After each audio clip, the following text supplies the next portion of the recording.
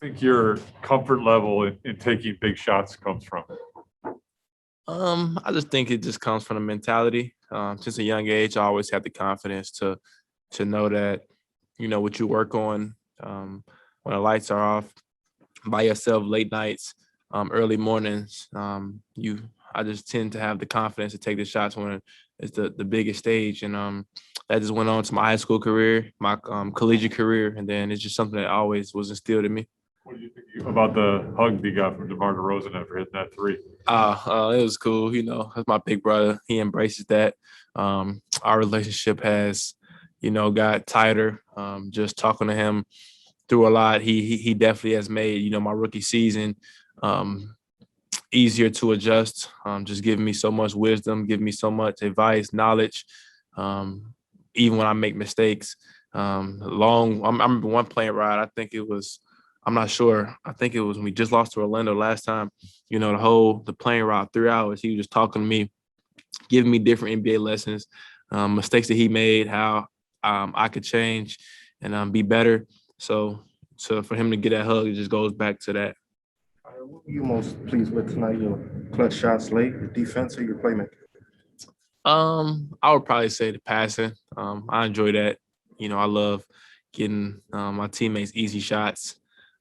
I love, getting, just that's fun moment. Just whenever I can get in there and make a good pass, that's probably the best. Were you aware that that pass you threw to Zach could end up going out of bounds? I guess he couldn't control it. That would have been your 10th assist if he made that shot. You aware of that? Oh no, I didn't know. I didn't know. I was angry at the fact that I didn't want to be a turnover, but now I didn't know how many assists I had.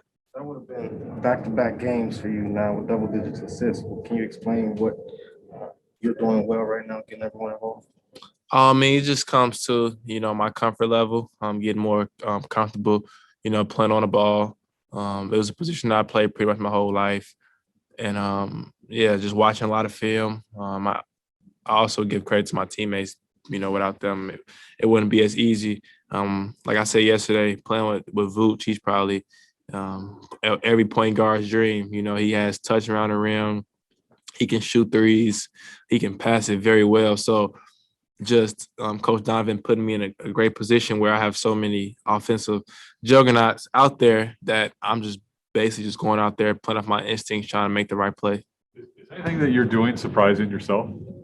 I wouldn't say surprising because I have confidence in myself and I put a lot of work into my game. But I would say basically like my rookie season, I wouldn't expect it to come, this fast. But God's blessing.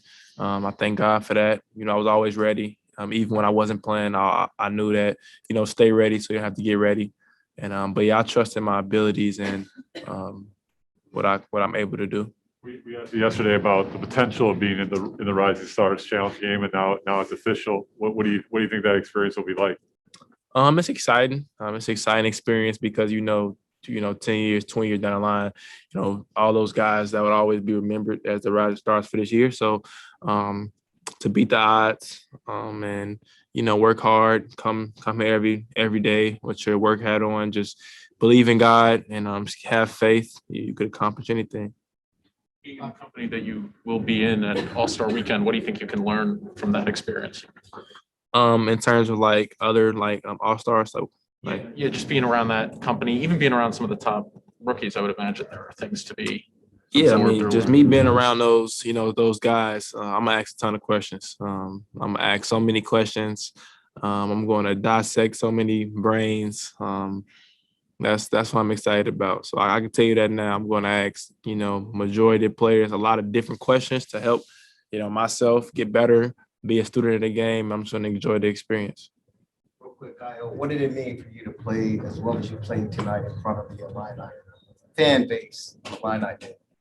Oh, I mean, it was great. Alana is always a big part of me. Our relationship is the best it can be because they did so much for myself and for my family, and I help them also. So anytime that I get the Alana to come watch me play, it's always a blessing because they know how much dearly I love them and how much I'm thankful for them.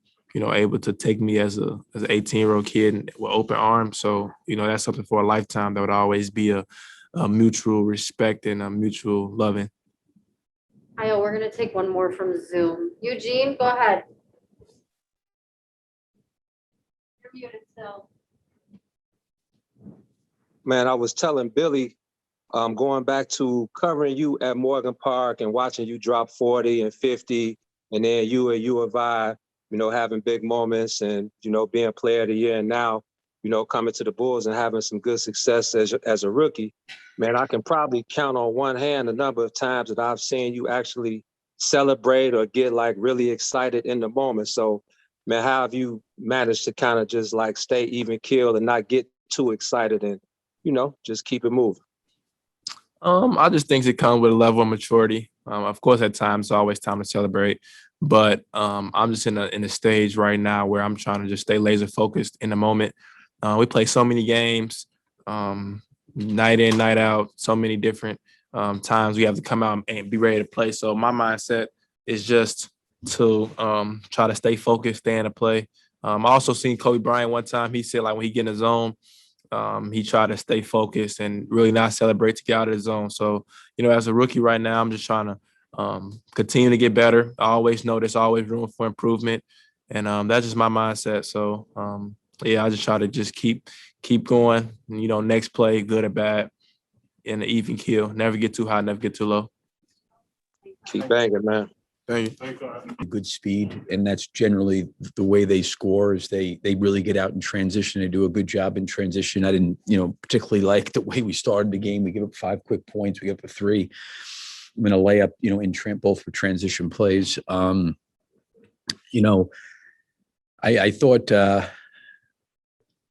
thought our guys were physically trying on defense. I thought there was some times where the ball got ahead of our defense and we were kind of trying to play catch up. And, they obviously shot the ball really well from behind the line tonight, even though I talked a lot about trying to protect the paint. I thought in the first half we got hurt there. But I think as like the game wore on, I thought we were trying to do, the right things and try to stay with it. It's just that there is times where, for us, where we're trying to catch back up to that ball. Like I thought we were trying to be physical, but there was times with their speed and quickness, they got ahead of us. And once they got ahead of us, it really caused a lot of problems. I know you don't want to be tied with 5 minutes left when you've had control earlier in the game, but what does it say that your team composed itself and closed the game on an 11-0 run? Yeah, I mean, again, in that situation when the score is tied, anything can happen, right? So the way we closed the game was good. I thought our offense, we generated, I think DeMar made that shot along the baseline. Then Ayo made a couple big shots, but we moved the ball the right way and we found the open man and we generated good looks late, which was good. I think one of the things that we've got to do offensively, we've got to, and it's all new, it's when I say it's all new, having Kobe and Ayo play together some in the backcourt where there's things that are open that we're not recognizing, that we're not aware of in the moment. And I think we got to get better in that area. I thought some of our offense bled into our defense and made it difficult for us to get back and allowed them to get back in the game the way they did. The defense was not great tonight. I'm not saying that, but I do think when we got up by 13, I think our offense had a lot to do with them going on a run. And we didn't read situations right. We didn't take advantage of what was there. We missed guys when they were open. But I think these are all growing opportunities for us to get better and improve upon. But, again, I do think this, Orlando, I think the month of maybe January, they've been a top 10 defensive team. They've played very, very good basketball. Obviously they handled us really, really well in Orlando not too long ago. And, they're going to move. There's a lot of movement and cutting, and they're really good in transition. And like as I said earlier, there's things I think we can get better in terms of position-wise defensively, where we're taking routes that are putting ourselves in really poor position, where we've got to be a little bit more savvy in terms of how to negotiate and navigate screens. And sometimes when we did negotiate and navigate screens, we put ourselves at a disadvantage. The ball and them as players got ahead of us. And when we're trying to play catch up, it made it difficult. So, I'm hopeful some of these experiences will just help us get better. Between his ball security and those shots that he hit late, do you have to sometimes remind yourselves that Iowa is still a rookie? I mean, he just plays so beyond his years sometimes. Yeah, I mean, there was a few plays I think he was really upset with himself. Where he he turned it over a couple times. He missed a couple times. I told him there was a couple plays where I really thought we could have gotten Vooch in really, really good situations for him to either score or pass. And, we missed him quite a few times. And the one thing about Iowa, which I give him credit for, is like when he does something that he knows, maybe wasn't the right decision on that particular play, it's almost like there's this, I don't know, something goes off in him and he gets even more focused. He concentrates more. He pays attention more. And he's almost becomes like more detailed. And, I give him credit for keeping himself ready and making a couple big shots late to kind of give us some separation. His last 10 games, he's averaging 6.5 assists, 1.8 turnovers. Will you take that? Oh yeah. He was good. I think he had a couple plays, that's the thing I'm talking about. Like for him, I think if you look at him before we had COVID and these injuries, he was finishing on the break. He was the guy getting it and going to the rim. Now he's got the ball on the break. And, he has to recognize, okay, Vooch is going down the floor. Who's on him? Is there a guard on him? Okay, Zach's up on the wing. Who's, is he like, these are things that, he's never really had to think about. But I really give him credit in terms of the security of the ball, where sometimes he misses things, but it's not like he's turning the ball over. He had a couple turnovers there. I think however many he had tonight, he had a couple tonight, but like immediately he like course corrects and he really, really tries to get better, and he tries to do a better job of taking care of the ball. Billy, we're going to take one more from Zoom. Eugene McIntosh, go ahead. Hey, Billy, going back to Ayo, I covered him back at high school when he played at Morgan Park.